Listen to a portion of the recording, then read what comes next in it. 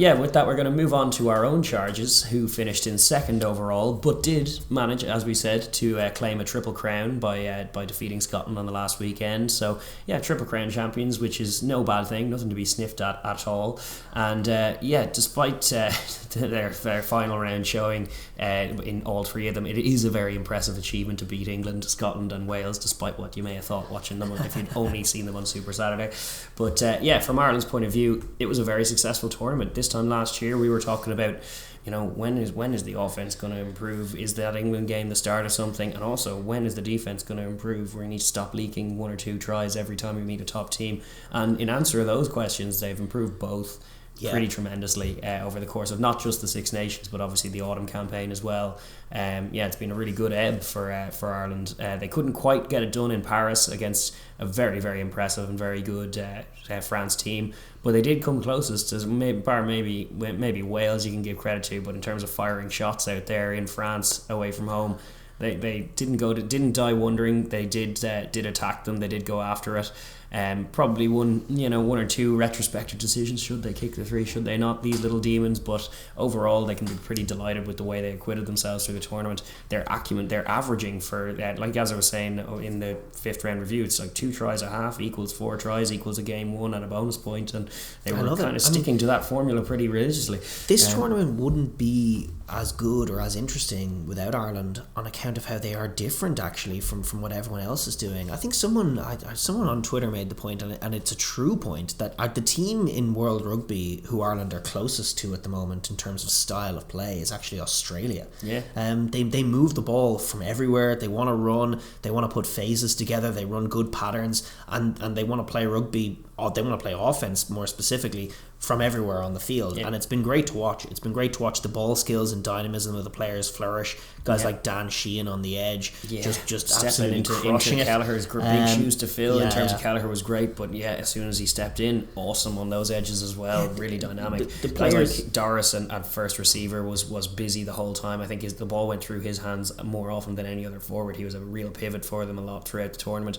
Similarly, Tadhg Furlong, who was that rock throughout, and his ball skills in the open field are just tremendous. Exactly. I mean, it's an Ireland team that's playing an exciting brand. The players seem to have bought into it. The whole country, the whole rugby fandom is enjoying watching them play, and it's effective. I mean, it's probably playing to the strengths of this pack in a way that is totally encouraging. Having guys like, instead of sort of the CJ Stand or Joe Schmidt brand of just sort of narrow carries and crashing that sees off Scotland but ultimately comes unstuck against France's and England's and Springboks and all the big teams. They're showing off their footballing acumen, which is right up there with the top in the world, the best in the world. Josh van der Fleer, really exciting back row player. Tournament.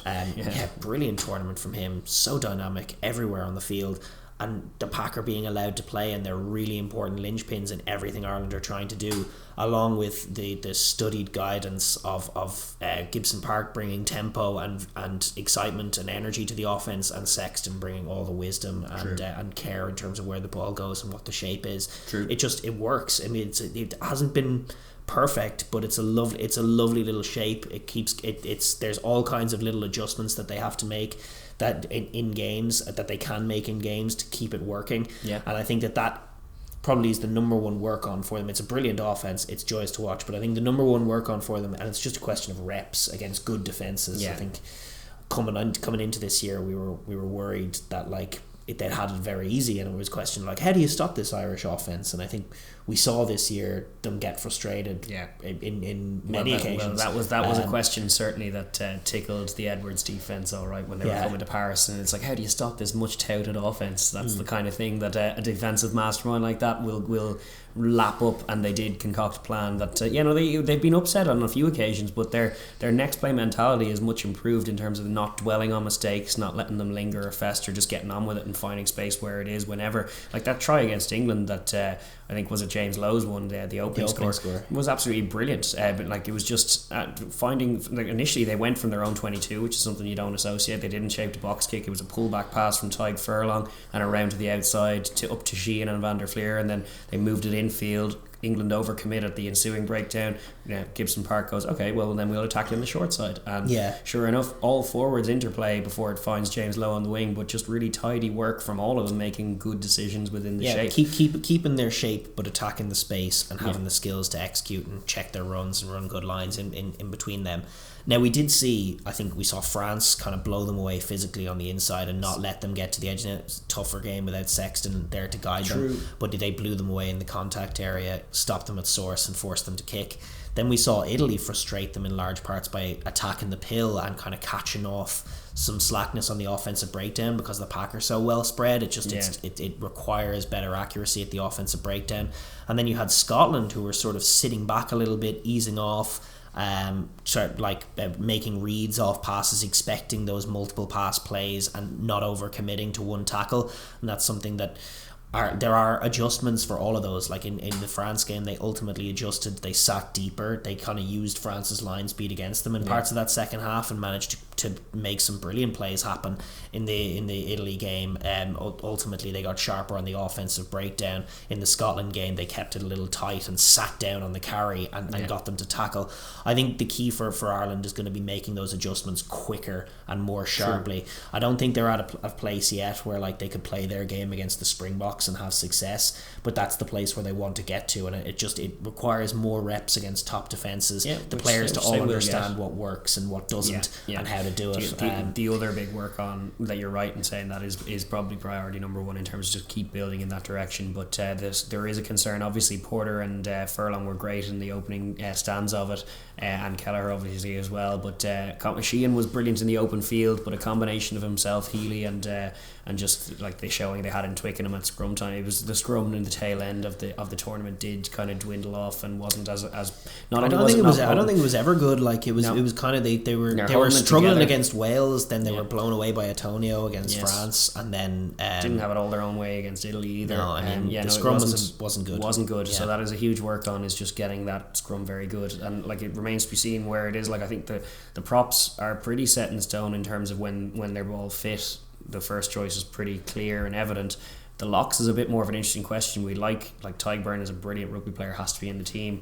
I do feel, and we've been banging this drum, and it's like a lot of people, there's people on either side of the argument, but it's noticeably different when he's in the scrum, just how little. And it was the same when Devon Toner was there before. We'd had that concern for a while that he doesn't actually add the same heft. This is where tight head lock position comes into effect, and we're like in France, we didn't mention him, but Willems, so the oomph that he gives their scrum is something special, and Ireland are kind of lacking a little bit of that. And certainly when James Ryan took that head knock, that was kind of, as much as it was a red card for England, he's one of the guys who does lock down the scrum and get a bit of heft going. So we definitely it's a have curious work one. on there. I mean, they don't have a natural, Willems style South African kind of Henderson's monster. the Henderson's the closest. Henderson tends not to play tight head lock though, and that's a curiosity.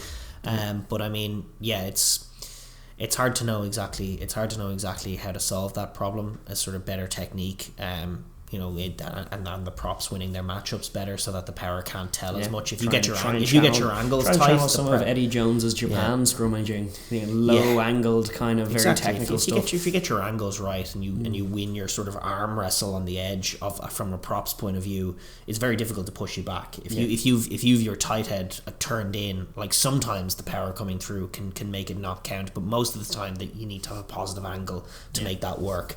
And so they just need to get technically better in that area, and they'll have to work on that. Obviously, they for so many years had the brilliance of Cian Healy, and I think he's come down a little bit now from where he was. Even in size, he's just not as big as he was for a few years, where he was just an excellent scrummager. And so they are actually, it's one of the things that's gone under the radar about Tadhg Furlong is that he's never been an elite scrummager. He's a solid scrummager who plays brilliantly in the loose from tight head. And he's a big hefty man, so he's a lot of meat for, like, you have to be a good scrummager to get after him. But what Ellis Genge painted the picture of what it can look like when you do. No, that's always been true. Even when he was breaking out on Leinster, he has improved, but initially he was probably a little high and a little out, and we were kind of frustrated with his technique, and he's definitely dialed it in and improved, and he's a lion starting like tight head, so he can definitely hold his own. But you're right in pointing out, it's like the big tests of your, France is one that they struggle with, England's one they struggle with. We all know the Springboks are out there looming for them, and they definitely have to just work on probably the technical aspect of some of their scrummaging at the minute. But those are just like little work-ons that you kind of want to have. It was their second place, it wasn't first place. They're not finished. All the talk coming from the camp is about how they're not finished, they're still building. Still delighted to get that silverware, have that trophy lift in Dublin as a moment in front of the fans, have the actual fans there for the first time in a few years. So Irish rugby is in a pretty strong pretty rude health, to be honest, after this campaign. Just another trophy for Sexton to add to his collection. I mean, it's not a bad one, a Triple Crown. I mean, it's just to add to his pile. I mean, that it's great. It's great to exit the tournament, even if you've come second, with a bit of silverware and a bit of positivity. I mean, they're a great team to watch. Yeah. They have potential. They've got a bloody tough task next year, and I don't think there's any hiding from the fact that their next task is bloody tough as well. They head to New Zealand for 3 tests away from home. That's their next challenge. Right. But it's a great challenge for them. It is a great challenge. And as far as our little kind of away challenge of the year, like winning away from home, they're 1-1 so far. They passed the Twickenham test, albeit with the help of a red card, but they passed it with flying colours nonetheless. Fell just short in Paris, but gave a really good account of themselves and made it a proper game, even despite the blitzkrieg start. So definitely positivity for the green lens at the minute. But massive task. So many different ways of scoring. That's the wrap up. Delighted. So many different ways of scoring. Everyone on the pitch can score a try for Ireland, and that's just a positive thing. Really good. And guys like Mac Hansen getting in there, guys like Hugo Keenan still nailing down that 15 jersey. Yeah, loads of positivity from our own charges. But we will move on.